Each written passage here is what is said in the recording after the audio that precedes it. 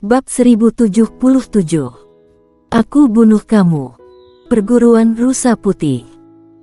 Perguruan Rusa Putih terletak di puncak gunung yang menjulang tinggi. Melihat ke atas dari kaki gunung, di tengah awan, paviliun terlihat samar-samar. Dan di tepi gunung, semburan air yang seperti beberapa naga air yang tak terhitung jumlahnya mengalir deras seperti galaksi Bima Sakti jatuh selama 9 hari. Itu sangat luar biasa.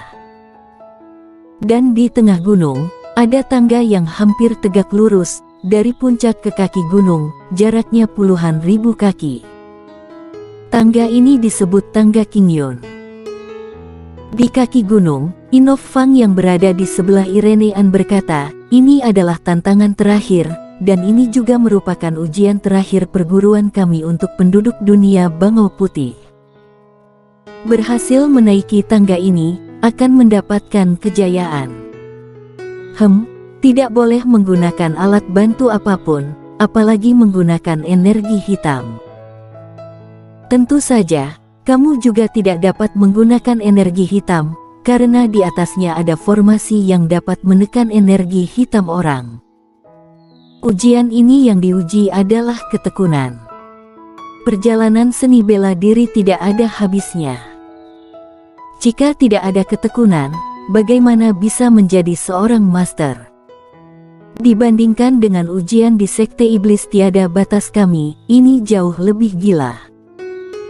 Di samping, Dewa Ketiadaan berkata dengan ekspresi serius. Tangga batu ini tidak hanya panjang, itu hampir tegak lurus, bagaimana orang bisa memanjat tanpa menggunakan energi hitam? Bagaimana tidak gila?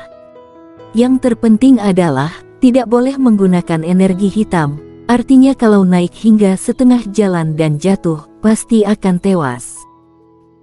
Seharusnya itu tidak akan menjadi masalah bagi kalian berdua, bukan? Ujar Inov Fang.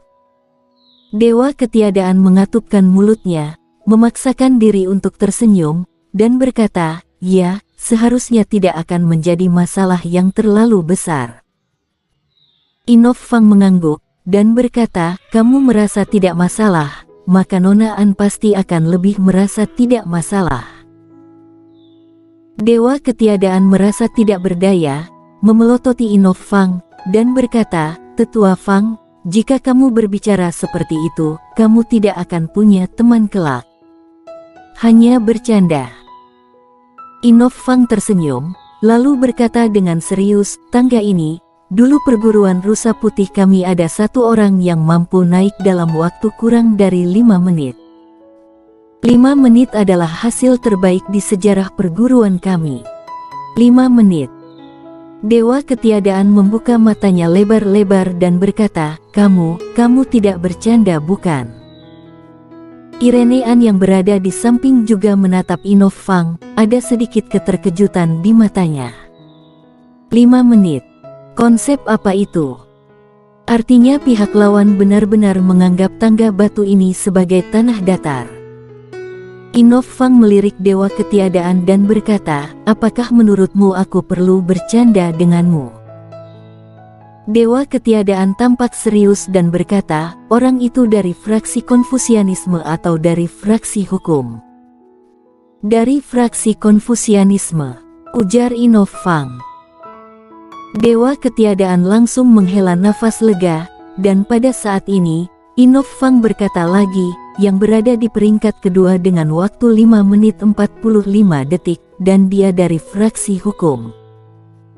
Yang pantas disebutkan adalah bahwa posisi kedua ini sekarang adalah master hebat di antara generasi muda fraksi hukum.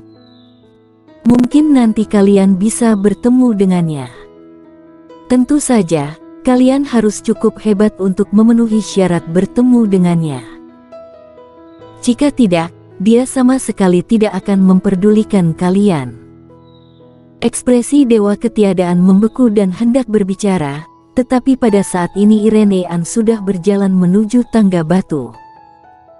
Melihat Irenean berjalan ke tangga, ekspresi Inov Fang menjadi serius. Ketika Irenean melangkah ke anak tangga batu pertama, seluruh anak tangga batu tiba-tiba tampak hidup, sedikit bergetar, kemudian tulisan 1 muncul di langit. Sudah dimulai. Inof Fang perlahan mengepalkan tangannya dengan erat. Di puncak gunung, di depan sebuah paviliun, ada sebuah kotak besar yang panjang dan lebarnya hampir puluhan ribu kaki. Di tengah alun-alun, ada panggung kompetisi seni bela diri yang besar, yang panjang dan lebarnya hampir 1000 kaki. Di belakang panggung kompetisi seni bela diri ada panggung batu untuk dua kelompok orang yang mengenakan pakaian berbeda. Di sisi kiri semua berjubah putih, dan sisi kanan semua berjubah abu-abu. Dan di atas panggung batu yang berada di sebelah kanan panggung kompetisi bela diri, ada orang-orang perguruan lautan awan yang diundang oleh fraksi hukum untuk menyaksikan pertandingan. Ketika kata 1 muncul di langit, seseorang tiba-tiba berkata, seseorang telah menaiki tangga. Mata semua orang segera beralih ke tangga. Di panggung pengamatan, seorang pria tua berjubah hitam tiba-tiba melihat ke orang tua berjubah linen yang berada di sebelahnya, dan berkata, tidak disangka sekte Wuzong kalian juga sudah datang, benar-benar mengejutkan. Aku juga tidak menyangka sekte iblis kalian akan datang juga, ujar orang tua berjubah linen.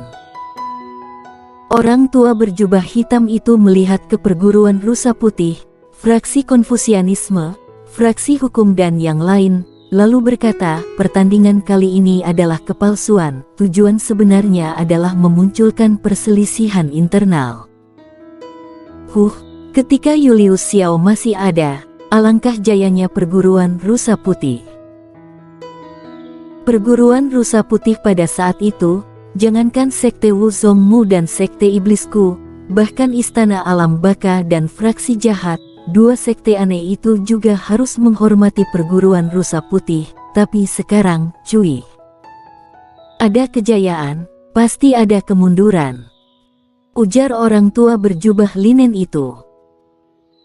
Orang tua berjubah hitam itu tersenyum dan berkata, jangan pedulikan mereka lagi, bagaimanapun bagi kita, tidak peduli apapun yang mereka lakukan, kita tidak akan rugi, bahkan malah akan mendapatkan manfaatnya. Orang tua berjubah linen mengangguk. Oh iya, Henry Sang dari perguruan lautan awan itu kabarnya sudah mati. Kali ini yang datang ke sini adalah seseorang yang bernama Warrior Yang. Orang tua berjubah hitam itu tiba-tiba berkata. Orang tua berjubah linen sedikit mengangguk, dan berkata, ketika aku datang, aku bertemu dengannya. Kali ini, hanya mereka bertiga yang datang. Apakah mereka datang untuk mengantar nyawa? Orang tua berjubah hitam itu menggelengkan kepalanya, dan berkata, ini sama saja dengan buang-buang waktu, lebih baik biarkan fraksi Konfusianisme dan fraksi hukum langsung saling mengalah saja. Ketiga orang ini tidak selemah yang kamu kira, ujar orang tua berjubah linen. Oh. Ada sedikit ketertarikan di mata orang tua berjubah hitam itu, dan berkata, tidak banyak orang yang kehebatannya bisa diakui olehmu, Joshua Wu. Jangan-jangan ada pendekar suci bawaan di antara mereka bertiga. Sepertinya tidak ada. Orang tua berjubah linen berkata, aku tidak tahu kekuatan mereka yang sebenarnya, tetapi dilihat dari pertarungan mereka, mereka bertiga memang benar-benar tidak bisa dianggap remeh, terutama seorang gadis yang menggunakan tongkat. Sayangnya pada waktu itu aku diberhentikan, jadi tidak bisa melihat kekuatannya yang sebenarnya. Kamu berkata seperti itu, jadi membuatku sedikit tertarik. Orang tua berjubah hitam itu berkata, bagaimana jika kita bertaruh? Bertaruh dalam hal apa? Orang tua berjubah linen melirik orang tua berjubah hitam dan berkata. Orang tua berjubah hitam itu berkata, sekarang 2,5 menit telah berlalu, aku yakin orang yang menaiki tangga membutuhkan setidaknya 15 menit. Jika lebih dari 15 menit, Aku menang, di bawah 15 menit, kamu menang, bagaimana? Hadiah taruhannya apa? Orang tua berjubah linen itu bertanya. 1000 batu kecubung, berani tidak? Ujar orang tua berjubah hitam itu sambil tersenyum. 15 menit, itu sudah dihitung super jenius. Dia tidak berpikir orang-orang dari Kingsu memiliki jenius seperti itu.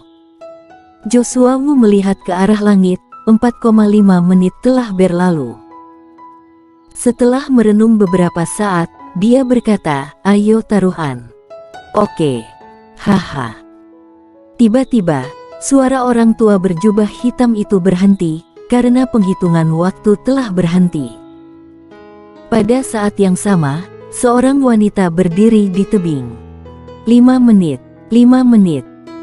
Ekspresi semua orang di lapangan berubah, termasuk dua orang tua yang memimpin fraksi Konfusianisme dan fraksi hukum. Semua orang melihat wanita yang memegang tombak emas di kejauhan dengan ekspresi sangat terkejut. Ekspresi orang tua berjubah hitam pemimpin sekte iblis menjadi kaku, matanya penuh dengan keterkejutan, sementara orang tua berjubah linen yang tidak jauh darinya langsung berdiri, matanya juga penuh dengan keterkejutan. 5 menit. Betapa mengerikannya itu. Hasil terbaik di sejarah perguruan rusa putih adalah 5 menit, dan wanita yang berada di depan mereka ini bahkan bisa menyamai hasil terbaik dalam sejarah perguruan rusa putih. Tetapi pada saat ini, jumlah waktu di langit tiba-tiba kembali ke 0, kemudian mulai menghitung lagi. Seseorang menaiki tangga lagi.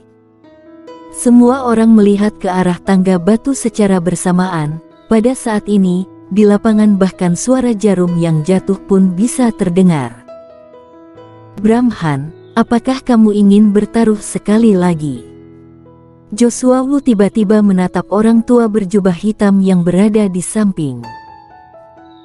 Mulut orang tua berjubah hitam yang bernama Brahman berkedut, dia melirik Irenean yang berada di kejauhan, lalu melambaikan tangan kanannya. Sebuah cincin penyimpanan muncul di depan Joshua Wu, dan berkata, aku mengaku kalah. Joshua Wu tersenyum, menyimpan cincin penyimpanan, lalu berkata, apakah kamu ingin lanjut bertaruh? Brahman mendengus dingin, dan tidak berbicara.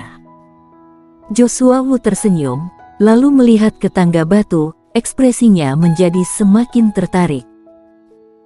Segera, di bawah tatapan semua orang, nomor penghitung waktu mencapai 5 menit, tetapi tidak ada yang muncul. Melihat ini, perguruan rusa putih dan yang lainnya menghela napas lega, terutama yang berasal dari fraksi hukum. Jika semua orang dari perguruan lautan awan yang datang dapat mencatat rekor yang sama, maka ini sama saja dengan sebuah tamparan. Karena waktu itu mereka ingin menghancurkan perguruan lautan awan, selain karena Henry sang berkhianat, alasan lainnya adalah karena mereka merasa bahwa perguruan lautan awan sudah menghina perguruan rusa putih. Dan setiap kali Henry sang datang untuk berpartisipasi dalam kompetisi perguruan rusa putih, otomatis ingin membuktikan bahwa jenius perguruan lautan awan tidak lebih lemah dari perguruan rusa putih.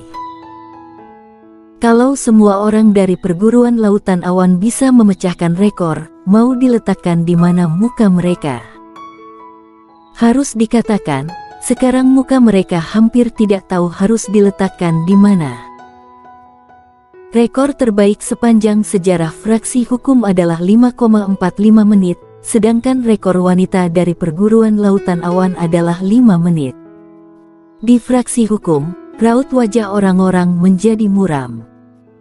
Sebaliknya, ketika orang-orang fraksi Konfusianisme melihat ke arah Irenean, tatapan mereka lembut dan ada senyuman di wajah mereka. Henry Sang adalah orang yang keluar dari fraksi Konfusianisme. Menurut mereka Irenean sebenarnya adalah orang fraksi Konfusianisme. Di lapangan, 10 menit berlalu, tetapi masih tidak ada yang muncul. Segera, 15 menit berlalu. Ketika tidak ada yang muncul setelah 15 menit berlalu, Brahman dari Sekte Iblis tampak kesal. Joshua Wu merentangkan tangannya dan berkata, "Brahman, kamu tidak bisa menyalahkanku, kamu sendiri yang tidak ingin bertaruh." Raut wajah Brahman semakin tidak enak dipandang. Pada saat 15,45 menit, seseorang terlihat di atas tangga batu. Orang ini otomatis adalah Dewa Ketiadaan.